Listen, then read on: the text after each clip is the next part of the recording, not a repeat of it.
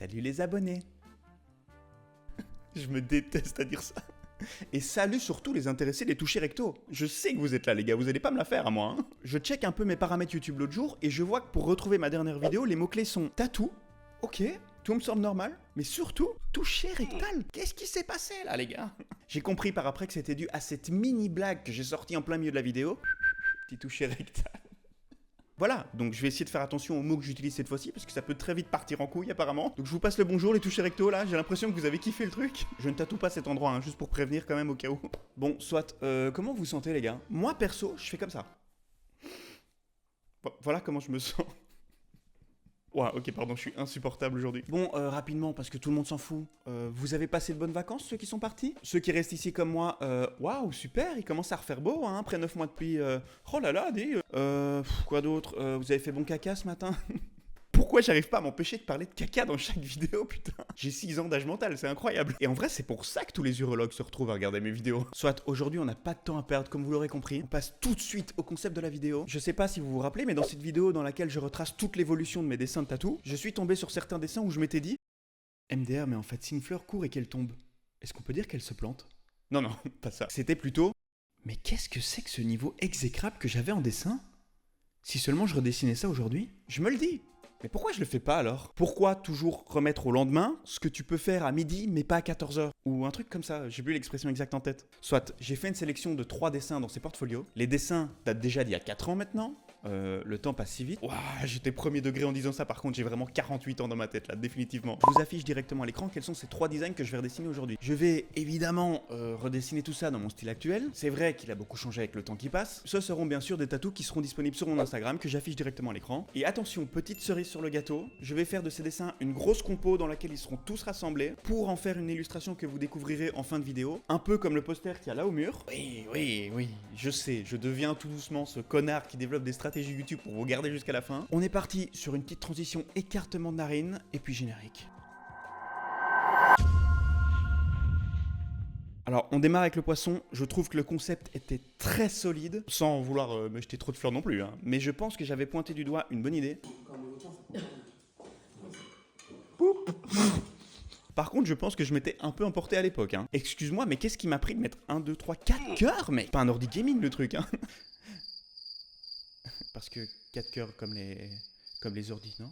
Enfin, je sais pas, les gars, je m'y connais pas en ordi, j'ai juste déjà entendu ça. Du coup, je pense en termes de composition, pour avoir une bonne balance avec le poisson, on va faire qu'un seul cœur. J'ai l'impression de lire des cartes tarot en parlant de balance, cœur et poisson. Mais pour le poisson, tu t'en doutes, mais je pensais à une carte. Un peu style japonais, mais pas trop non plus, tu vois. Je veux que ça reste dans mon style, bien sûr. Je pense aussi à quelques gouttes sous le cœur pour un bon équilibre. Et je pense qu'on va être tout bon, les gars. Dans l'idée, ça ressemblerait à ça. Est-ce que c'est un des pires croquis que t'aies jamais vu? Oui, je pense. Tu peux m'insulter dans les commentaires si tu veux. Bon, vas-y, attends, j'ai quand même un peu déconné. Laisse-moi refaire ça un peu mieux. Voilà, ça reste de la merde pour toi, je comprends toujours. Mais c'est pas grave, c'est comme ça que ça commence. Petit à petit, l'oiseau n'a pas construit Rome en une nuit, ou voilà, ça c'est une autre expression que j'avais entendue. C'est la journée des expressions dans cette vidéo. Bon, et oh!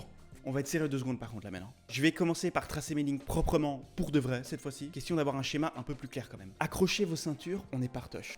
Voilà, ça commence à ressembler à quelque chose d'un peu plus sérieux. Attention, il me reste à faire les écailles avant d'entamer les ombrages. C'est parti, tout simplement. Un peu chiant les écailles, on va pas se mentir. Hein. Et en prime, j'ai déjà dessiné les gouttes aussi. Mais oui, bien sûr, je régale moi. Bon, en vrai, on fait un peu les malins là. Je vous ai fait les gouttes, je vous régale moi.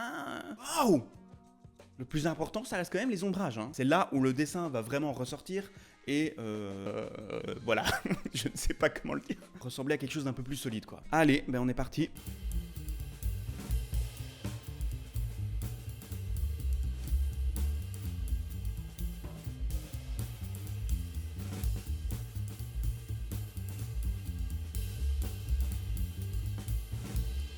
Voilà, c'est ça que la jeunesse veut en 2024. Il nous reste à faire toutes les petites choses très satisfaisantes, vous allez voir. Premièrement, ajouter un peu de texture aux écailles, tout en rajoutant des petits reflets blancs. Parlant de reflets blancs, on a la fameuse petite touche à mettre dans l'œil pour lui donner un aspect bien brillant. Vient le moment de mettre quelques reflets dans le cœur aussi. Voilà, en termes de noir et gris, ça me semble bien là. De manière générale, je trouve qu'on a un bon volume, la 3D est bien présente aussi, comme dans mon pantalon.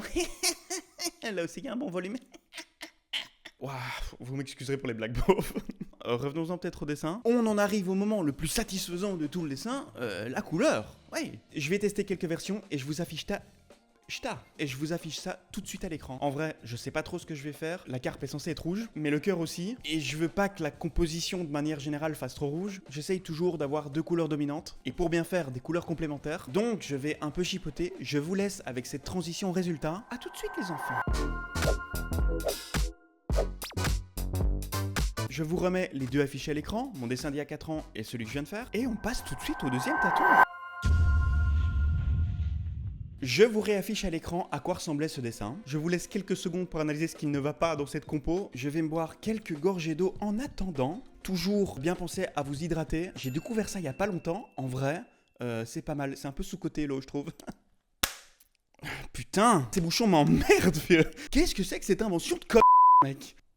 Clic et clac, le geste éco-citoyen. Ah mais c'est ça. Je pense que j'avais zappé ce fameux clic. Prenez la bouteille par le milieu sans trop serrer.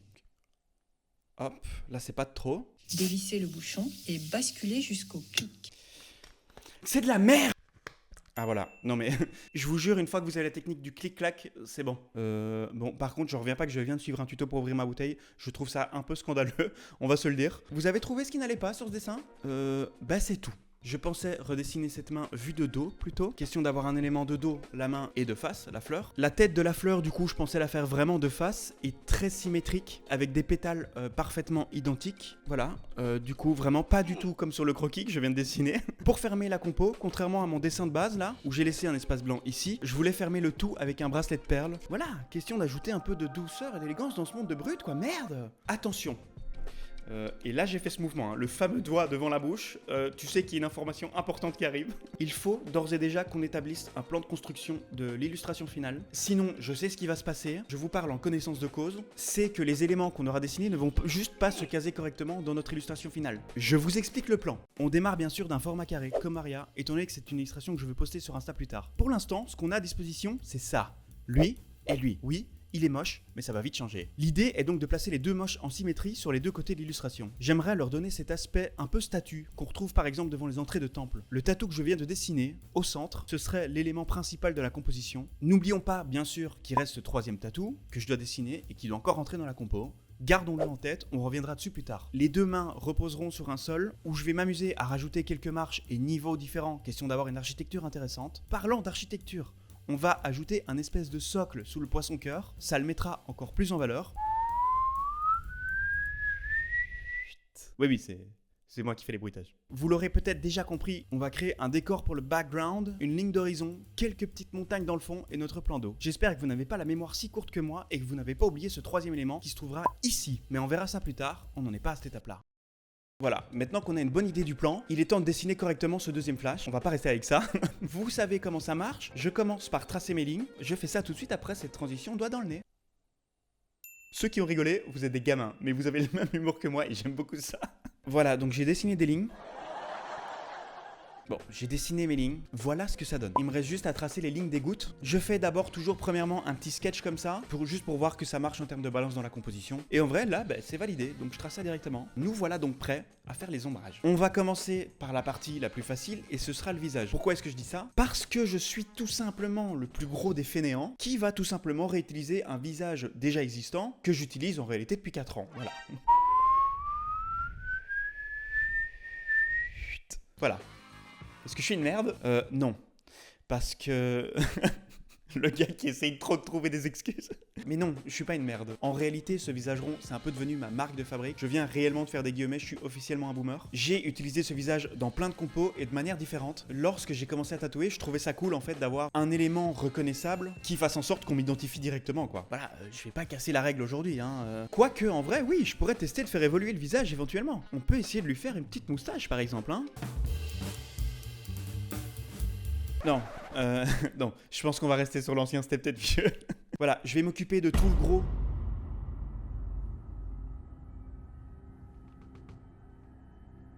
C'est moi ou... Bon, soit, je vais m'occuper de...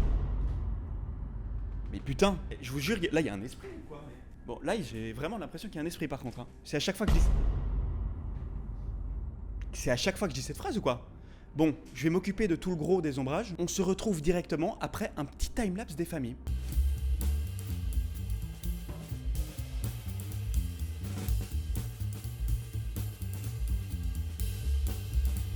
Voilà où on en est. Il me reste à faire en fait tous les petits détails, mais qui changent complètement la dynamique. On va commencer par mettre des petits reflets de lumière dans les gouttes. On va du coup faire de même avec les perles. La lumière venant de gauche sur mon dessin, genre comme ça, faut se l'imaginer, hein. Je vais dessiner toutes les petites ombres portées des gouttes sur les éléments d'en dessous. Voilà, c'est parti.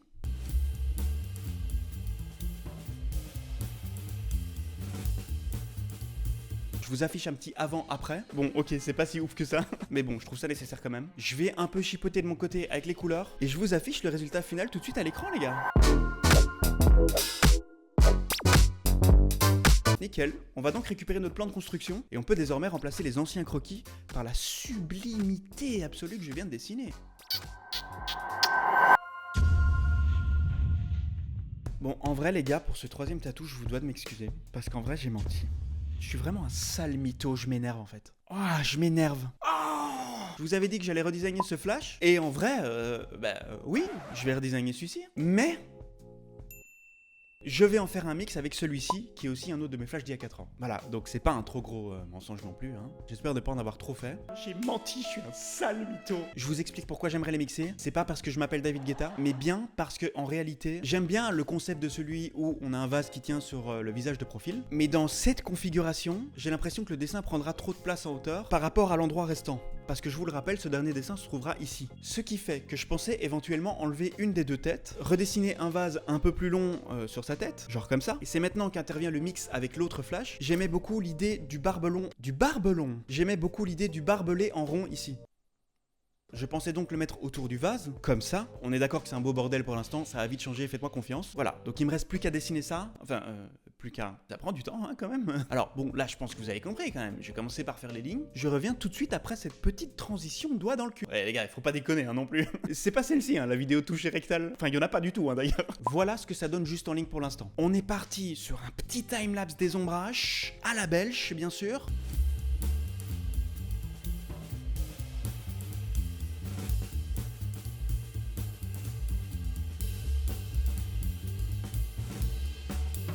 Ok, j'ai un peu galéré sur le visage, va t'en savoir pourquoi. Un peu de trop de tarte à la crème peut-être, je ne sais pas. En tout cas, voilà ce que ça donne. Alors je comptais peut-être mettre des gouttes sur les côtés ici, mais pas sûr. À voir ce que ça donne. J'ai foutu des gouttes partout jusqu'à maintenant, peut-être qu'il faut que je me calme là-dessus aussi. Écoutez, dans tous les cas, vous verrez ça dans le résultat final que j'affiche maintenant à l'écran. Avec les couleurs, évidemment. Ok, bon les gars, on vient de compléter la troisième illustration. On peut rajouter ça sur notre petit plan de construction. Il va me rester à dessiner tout le fond, et c'est tout ce qui reste en fait. Pour donner l'illusion que la tête sort de l'eau, je vais devoir couper ici, au niveau de l'eau, et faire un reflet de tête dedans. Puis il risque d'y avoir 2-3 ajustements évidemment. Ça reste jamais à 100% comme sur le croquis. Je vais dessiner tout ça tranquillement dans mon coin. Je vous épargne de toutes les petites étapes parce que c'est un peu du chipotage pas hyper intéressant. Toutes mes blagues étaient bien sûr hyper intéressantes. Comment ouvrir des bouchons de bouteille aussi. Mais le moment où je dessine, je pense pas. C'est pas, on n'est pas là pour ça, tu vois. Avant de vous dévoiler le résultat final, j'ai une information importante à vous faire passer, les gars. Je voulais faire comme prochaine vidéo la fameuse FAQ de tout YouTuber qui se respecte, tu vois. Je me suis dit que ça aurait été pas mal pour les 1000 abonnés, en fait. Ne voilà pas une bonne occasion de sortir cette vidéo? Mais on n'y est pas encore, en fait. Par contre, je vous remercie parce qu'en vrai, ça monte plus vite que ce que je pensais. Et les 931 premiers abonnés, les gars... Vous êtes monstrueux. Alors pourquoi est-ce que je vous en parle maintenant? Parce que de 1, j'ai le droit de m'organiser, hein, tout simplement. Mais surtout les gars, je suis perdu en fait. Je ne sais pas par quel réseau social communiquer. Pour vous, communauté de YouTube. Il n'existe pas assez de réseaux sociaux en fait en 2024, je trouve.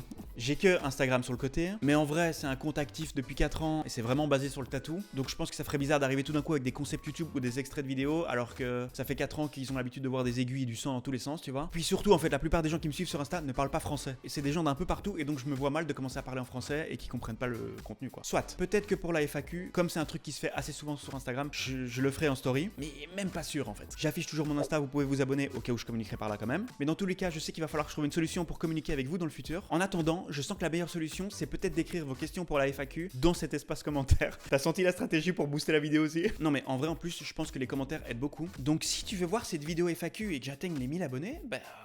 mets ton petit commentaire, ça boostera peut-être cette vidéo aussi et l'algorithme. Pour la FAQ, ça peut être n'importe quoi comme question, hein. Que ça soit par rapport au métier de tatoueur, YouTube, mes hobbies, où est-ce que j'ai appris à dessiner, enfin voilà, n'importe quoi. Mais essayez de faire précis quand même, hein, parce que je la sens, la fameuse question de comment t'es devenu tatoueur, ça nécessiterait une vidéo plus longue, voire entière, je pense. Voilà, je le dis, même si je sens malgré tout la question quand même arriver, quoi. J'ai envie de tourner une vidéo en mode bonne ambiance, décontracté, voilà. Et si t'as pas d'idée de question, rien ne t'empêche de me mettre un petit commentaire pour m'aider. Genre ton préféré parmi ces 3 tatous que je viens de dessiner. Ah, et aussi je serais chaud de savoir si ce concept vous a plu. J'étais un peu fébrile quant à l'idée du concept. Si ça vous plaît les gars, n'hésitez pas à le dire, hein. Moi j'ai encore 538 dessins là. Épisode 2, il peut partir sans souci, tu vois. Voilà, bon, je vais arrêter de vous emmerder. Il est temps de passer au reveal de l'illustration, que vous retrouverez d'ailleurs sur mon Instagram. Petit bisou clin d'œil, et à la prochaine les gars.